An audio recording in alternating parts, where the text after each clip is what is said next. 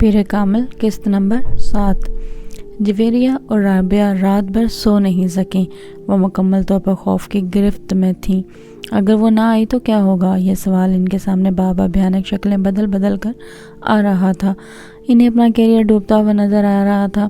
انہیں اندازہ تھا کہ ان کے گھر والے ایسے معاملے پر کیا رد عمل ظاہر کریں گے۔ وہ انہیں بری طرح ملامت کرتے، انہیں ماما کے والد کو سب کچھ صاف صاف نہ بتانے پر تنقید کا نشانہ بناتے، اور پھر وارڈن سے سارے معاملے کو چھپانے پر اور بھی ناراض ہوتے۔ انہیں اندازہ نہیں تھا کہ حقیقت سامنے آنے پر خود ہاشم ابین اور ان کی فیملی کا رد عمل کیا ہوگا۔ وہ اس سارے معاملے میں ان دونوں کے رول کو کس طرح دیکھیں گے، ہاسٹل میں لڑکیاں ان کے بارے میں کس طرح کی باتیں کریں گے، اور پھر اگر یہ سارا معاملہ پولیس کیس بن گیا تو پولیس ان کی اس پردہ پوشی کو کیا سمجھے گی۔ وہ اندازہ کر سکتی تھی اور اسی لیے بار بار ان کے رونگٹے کھڑے ہو رہے تھے، مگر سوال یہ پیدا ہوتا تھا کہ وہ گئی کہاں اور کیوں۔ وہ دونوں اس کے پچھلے رویوں کا تجزیہ کرنے کی کوشش کر رہی تھی، کس طرح پچھلے 1 سال سے وہ بالکل بدل گئی تھی۔ اس نے ان کے ساتھ گھومنا پھرنا بند کر دیا تھا، وہ الجھی رہنے لگی تھی۔ پڑھائی میں اس کا انہماک بہت کم ہو گیا تھا اور اس کی کم گوئی، اور وہ جو ایک بار وہ ہمارے ساتھ شاپنگ کے لیے جانے پر پیچھے سے غائب تھی، تب بھی وہ یقیناً وہیں گئی ہوگی جہاں وہ اب گئی ہے، اور ہم نے کس طرح بیوقوفوں کی طرح اس پر اعتبار کر لیا۔ رابعہ کو پچھلی باتیں یاد آ رہی تھیں، مگر امامہ ایسی نہیں تھی، میں تو اسے بچپن سے جانتی ہوں، وہ ایسی بالکل بھی نہیں تھی۔ جویریہ کو اب بھی اس پر کوئی شک نہیں ہو رہا تھا۔ ایسا ہونے میں کوئی دیر تھوڑی لگتی ہے، بس انسان کا کردار کمزور ہونا چاہیے۔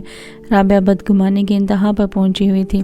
رابعہ اس کی مرضی سے اس کی منگنی ہوئی ہے، اور وہ اور اسد ایک دوسرے کو پسند کرتے تھے، پھر وہ اس طرح کی حرکت کیسے کر سکتی ہے؟ جویریہ نے اس کا دفاع کرنے کی کوشش کی۔ پھر تم بتاؤ کہ وہ کہاں ہے؟ میں نے تو مکھی بنا کر اسے کسی دیوار کے ساتھ نہیں چپکایا ہے۔ اس کے بابا اس سے ملنے یہاں آئے ہیں اور وہ اپنے گھر سے آئے ہیں، تو ظاہر ہے وہ گھر پر نہیں گئی، اور ہم سے وہ یہی کہہ کر گئی تھی کہ وہ گھر جا رہی ہے۔ رابعہ نے بے چارگی سے کہا، ایسا بھی تو ہو سکتا ہے کہ اسے کوئی حادثہ پیش آ گیا ہو سکتا ہے وہ اسی لیے گھر نہ پہنچ سکی ہو۔ وہ ہر بار یہاں سے فون کر کے اسلام آباد اپنے گھر والوں کو اپنے آنے کی اطلاع دے دیتی تھی، تاکہ اس کا بھائی اسے کوسٹر کے اسٹینڈ سے پک کر لے۔ اگر اس بار بھی اس نے اطلاع دی تھی تو پھر اس کے وہاں نہ پہنچنے پر وہ لوگ اطمینان سے وہاں نہ بیٹھے ہوتے، وہ یہاں ہاسٹل میں فون کرتے، اور اس کے والد کے انداز سے تو ایسا محسوس ہوا ہے جیسے اس کا اس ویکینڈ پر اسلام آباد کا کوئی پروگرام نہیں تھا۔ رابعہ نے اس کے قیاس کو مکمل طور پر رد کرتے ہوئے کہا، ہاں وہ کبھی بھی 1 ماہ میں 2 بار اسلام آباد نہیں جاتی تھی، مگر اس بار تو وہ دوسرے ہی ہفتے اسلام آباد جا رہی تھی، اور اس نے وارڈن سے خاص طور پر یہ کہہ کر اجازت لی تھی، کوئی نہ کوئی بات ضرور ہے، کہیں نہ کہیں کچھ نہ کچھ ضرور غلط ہے۔ جویریہ کو پھر خدشات ستانے لگے۔ اس کے ساتھ ساتھ ہم بھی بری طرح ڈوبیں گے۔ ہم سے بہت بڑی غلطی ہوئی جو ہم نے سب کچھ اس کو اس طرح کور اپ کیا۔ ہمیں صاف صاف بات کرنی چاہیے تھی اس کے والد سے کہ وہ یہاں نہیں ہے، پھر وہ جو چاہے کرتے، یہ ان کا مسئلہ ہوتا، کم از کم ہم تو اس طرح سے نہ پھنستے جس طرح پھنس گئے ہیں۔ رابعہ مسلسل بڑبڑا رہی تھی، خیر اب کیا ہو سکتا ہے، صبح تک انتظار کرتے ہیں، اگر وہ کل بھی نہیں آئی تو پھر وارڈن کو سب کچھ بتا دیں گے۔ جویریہ نے کمرے کے چکر لگاتے ہوئے کہا، وہ رات ان دونوں کے نے اسی طرح باتیں کرتے جاگتے ہوئے گزار لی۔ اگلے دن وہ دونوں کالج نہیں گئی۔ اس حالت میں کالج جانے کا کوئی فائدہ بھی نہیں ہوتا۔ امامہ ویکینڈ پر ہفتہ کو واپسی پر 9 بجے کے قریب آ جایا کرتی تھی، مگر وہ اس دن نہیں آئی۔ ان کے اعصاب جواب دینے لگے۔ 2:30 بجے کے قریب وہ فک رنگت اور کانپتے ہوئے ہاتھوں کے ساتھ اپنے کمرے سے وارڈن کے کمرے میں جانے کے لیے نکل آئیں۔ ان کے ذہن میں وہ جملے گردش کر رہے تھے جو انہیں وارڈن سے کہنے تھے۔ وہ وارڈن کے کمرے سے ابھی کچھ دور ہی تھیں جب انہوں نے امامہ کو بڑے اطمینان کے ساتھ اندر آتے دیکھا۔ اس کا بیگ اس کے کاندھے پر تھا اور فولڈر ہاتھوں میں۔ وہ یقیناً سیدھی کالج سے آ رہی تھی۔ جویریہ اور رابعہ کو یوں لگا جیسے ان کے پیروں کے نیچے سے نکلتی ہوئی زمین یکدم تھم گئی تھی۔ ان کی رکی ہوئی سانس ایک بار پھر چلنے لگی تھی۔ کل کے اخبارات میں متوقع وہ ہیڈ لائنز جو بھوت بن کر ان کے گرد ناچ رہی تھیں، یکدم غائب ہو گئیں، اور ان کی جگہ اس غصے اور اشتعال نے لے لی جو انہیں امامہ کی شکل دیکھ کر آیا تھا۔ وہ انہیں دیکھ چکی تھی اور اب ان کی طرف بڑھ رہی تھی۔ اس کے چہرے پر بڑی خوشگوار سی مسکراہٹ تھی۔ تم دونوں آج کالج کیوں نہیں آئیں؟ سلام دعا کے بعد اس نے ان سے پوچھا۔ تمہاری مصیبتوں سے چھٹکارا ملے گا تو ہم کہیں آنے جانے کا سوچ سکیں گے، رابعہ نے تند و تیز لہجے میں اس سے کہا۔ امامہ کے چہرے کی مسکراہٹ غائب ہو گئی۔ کیا ہوا رابعہ، اس طرح غصے میں کیوں ہو؟ امامہ نے قدرے تشویش سے پوچھا۔ تم ذرا اندر کمرے میں آؤ، پھر تمہیں بتاتی ہوں کہ میں غصے میں کیوں ہوں۔ رابعہ نے اسے بازو سے پکڑ لیا اور تقریباً کھینچتے ہوئے کمرے میں لے آئی۔ جویریہ کچھ کہے بغیر ان دونوں کے پیچھے آ گئی۔ امامہ ہکا بکا تھی اور رابعہ اور جویریہ کے رویے کو سمجھ نہیں پا رہی تھی۔ کمرے میں داخل ہوتے ہی رابعہ نے دروازہ بند کر لیا۔ کہاں سے آ رہی ہو تم؟ رابعہ نے مڑ کر انتہائی تلخ اور درست لہجے میں اس سے پوچھا۔ اسلام آباد سے۔ اور کہاں سے؟ امامہ نے اپنا بیگ نیچے زمین پر رکھ دیا۔ اس کے جواب نے رابعہ کو کچھ اور مشتعل کیا۔ شرم کرو امامہ، اس طرح ہمیں دھوکہ دے کر، ہماری آنکھوں میں دھول جھونک کر آخر تم ثابت کیا کرنا چاہتی ہو؟ یہ کہ ہم ڈفر ہیں، ایڈیٹ ہیں، پاگل ہیں؟ بھائی ہم ہیں، ہم مانتے ہیں، نہ ہوتے تو یوں تم پر اندھا اعتبار نہ کیا ہوتا، تم سے اتنا بڑا دھوکہ نہ کھایا ہوتا۔ رابعہ نے کہا۔ مجھے تمہاری کوئی بات سمجھ میں نہیں آ رہی۔ کون سا دھوکہ؟ کیسا دھوکہ؟ کیا یہ بہتر نہیں ہے کہ تم آرام سے مجھے اپنی بات سمجھاؤ؟ امامہ نے بے چارگی سے کہا۔ تم ویکینڈ پر کہاں گزار کر آئی ہو؟ جویریہ نے پہلی بار گفتگو میں مداخلت کی۔ تمہیں بتا چکی ہوں، اسلام آباد میں، وہاں سے آج سیدھا کالج آئی ہوں، اور اب کالج سے۔ رابعہ نے اسے بات مکمل کرنے نہیں دی۔ بکواس بند کرو، یہ جھوٹ اب نہیں چل سکتا۔ تم اسلام آباد نہیں گئی تھی، یہ تم کیسے کہہ سکتی ہو؟ اس بار امامہ نے بقدر بلند آواز میں کہا۔ کیونکہ تمہارے فادر یہاں آئے تھے کل۔ امامہ کا رنگ اڑ گیا، وہ کچھ بول نہیں سکی۔ اب کیوں منہ بند ہو گیا ہے؟ اب بھی کہو اسلام آباد سے آ رہی ہو، رابعہ نے طنزیہ لہجے میں کہا۔ بابا یہاں آئے تھے، امامہ نے اٹکتے ہوئے کہا۔ ہاں آئے تھے، تمہارے کچھ کپڑے دینے کے لیے، جویریہ نے کہا۔ انہیں یہ پتہ چل گیا کہ میں ہاسٹل میں نہیں ہوں؟ میں نے جھوٹ بول دیا کہ تم ہاسٹل سے کسی کام سے باہر گئی ہو۔ وہ کپڑے دے کر چلے گئے، جویریہ نے کہا۔ امامہ نے بے اختیار اطمینان کا سانس لیا۔ یعنی انہیں کچھ پتہ نہیں چلا؟ اس نے بستر پر بیٹھ کر اپنے جوتے کے اسٹرپس کھولتے ہوئے کہا۔ نہیں، انہیں کچھ نہیں پتہ چلا۔ تم منہ اٹھا کر اگلے ہفتے پھر کہیں روانہ ہو جانا۔ مائنڈ جو امامہ، میں اب وارڈن سے اس سلسلے میں بات کرنے والی ہوں۔ ہم تمہاری وجہ سے خاصی پریشانی اٹھا چکے ہیں، مزید اٹھانے کے لیے تیار نہیں ہیں۔ بہتر ہے تمہارے پیرنٹس کو تمہاری ان حرکتوں کے بارے میں پتہ چل جائے، رابعہ نے دو ٹوک انداز میں اسے کہا۔ امامہ نے سر اٹھا کر اسے دیکھا۔ کون سی حرکتوں کے بارے میں نے کیا کیا ہے؟ کیا کیا ہے؟ ہاسٹل سے اس طرح 2 دن کے لیے گھر کا کہہ کر غائب ہو جانا تمہارے نزدیک کوئی بڑی بات نہیں ہے؟ امامہ جواب دینے کے بجائے دوسرے جوتے کے بھی اسٹرپس کھولنے لگی۔ مجھے وارڈن کے پاس چلے ہی جانا چاہیے، رابعہ نے غصے کے عالم میں دروازے کی طرف بڑھتے ہوئے کہا۔ جویریہ نے آگے بڑھ کر اسے روکا۔ وارڈن سے بات کر لیں گے، پہلے اس سے تو بات کر لیں، تم جلد بازی مت کرو۔ مگر اس ڈھیٹ کا اطمینان تو دیکھو، مجال ہے ذرا برابر شرمندگی بھی اس کے چہرے پر جھلک رہی ہو۔ رابعہ نے غصے میں امامہ کی طرف اشارہ کرتے ہوئے کہا۔ میں تم دونوں کو سب کچھ بتا دوں گی، اتنا غصے میں آنے کی ضرورت نہیں ہے۔ میں نے کوئی غلط کام نہیں کیا، نہ ہی کسی غلط جگہ پر گئی ہوں، اور ہاں بھاگی بھی نہیں ہوں۔ امامہ نے جوتوں کی قید سے اپنے پیروں کو آزاد کرتے ہوئے قدرے دھیمے لہجے میں کہا۔ پھر تم کہاں گئی تھیں؟ اس بار جویریہ نے پوچھا۔ اپنی ایک دوست کے ہاں۔ کون سی دوست ہے ایک؟ اس طرح جھوٹ بول کر کیوں؟ میں تم لوگوں کے سوالوں سے بچنا چاہتی تھی، اور گھر والوں کو بتاتی یا ان سے اجازت لینے کی کوشش کرتی تو وہ کبھی اجازت نہ دیتے۔ کس کے ہاں گئی تھیں اور کس لیے؟ جویریہ نے اس بار قدرے تجسس امیز انداز میں پوچھا۔ میں نے کہا نا میں بتا دوں گی، کچھ وقت دو مجھے، امامہ نے اس کی بات کے جواب میں کہا۔ کوئی وقت نہیں دے سکتے تمہیں وقت دیں تاکہ تم ایک بار پھر غائب ہو جاؤ اور اس بار واپس ہی نہ آؤ، رابعہ نے اس بار بھی ناراضگی سے کہا۔ مگر پہلے کی نسبت اس بار اس کا لہجہ دھیما تھا۔ تمہیں تو اس بات کا بھی احساس نہیں ہوا کہ تم نے ہماری پوزیشن کتنی آکورڈ بنا دی تھی؟ اگر تمہارے اس طرح غائب ہونے کا پتہ چل جاتا تو ہماری کتنی بے عزتی ہوتی، اس کا احساس تھا تمہیں؟ رابعہ نے اسی انداز میں کہا۔ مجھے یہ توقع ہی نہیں تھی کہ بابا اس طرح اچانک یہاں آ جائیں گے۔ اس لیے میں یہ بھی نہیں سوچ سکتی تھی کہ تم لوگوں کو کسی نازک صورتحال کا سامنا کرنا پڑ سکتا ہے، ورنہ میں اس طرح کبھی نہ کرتی۔ امامہ نے معذرت خواہانہ انداز میں کہا، تم کم از کم ہم پر اعتبار کر کے ہمیں بتا کر جا سکتی تھی۔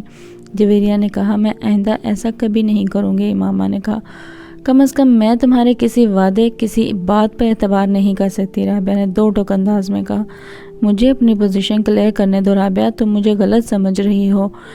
امامہ نے اس بار قدرے کمزور انداز میں کہا، تم کو احساس ہے کہ تمہاری وجہ سے ہمارا کیریئر اور ہماری زندگی کس طرح داؤ پر لگ گئی تھی؟ یہ دوستی ہوتی ہے، اسے دوستی کہتے ہیں۔ ٹھیک ہے، مجھ سے غلطی ہو گئی، مجھے معاف کر دو۔ امامہ نے جیسے ہتھیار ڈالتے ہوئے کہا، جب تک تم یہ نہیں بتاؤ گی کہ تم کہاں غائب ہو گئی تھیں، میں تمہاری کوئی معذرت قبول نہیں کروں گی۔ رابعہ نے دو ٹوک انداز میں کہا۔ امامہ کچھ دیر اسے دیکھتی رہی، پھر اس نے کہا، میں صبیحہ کے گھر چلی گئی تھی۔ جویریہ اور رابعہ نے حیرانی سے ایک دوسرے کو دیکھا۔ کون؟ ان دونوں کے تقریباً بیک وقت پوچھا۔ تم لوگ جانتی ہو اسے؟ امامہ نے کہا، وہ 4th ایئر کی صبیحہ؟ جویریہ نے بے اختیار پوچھا۔ امامہ نے سر ہلایا، مگر اس کے گھر کس لیے گئی تھی تم؟ دوستی ہے اس سے میری۔ امامہ نے کہا، دوستی؟ کیسی دوستی؟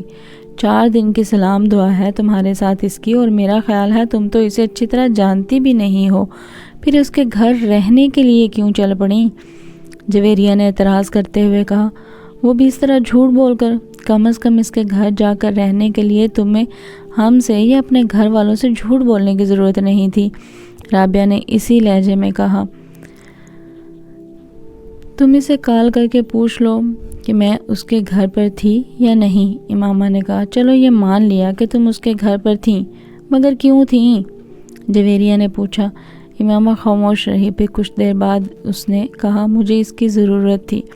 ان دونوں نے حیران ہو کر دیکھا، کس سلسلے میں؟ امامہ نے سر اٹھایا اور پلکیں جھپکائے بغیر اسے دیکھتی رہی۔ جویریہ نے کچھ بے چینی محسوس کی۔ کس سلسلے میں؟ تم اچھی طرح جانتی ہو، امامہ نے قدرے مدھم لہجے میں کہا۔ میں؟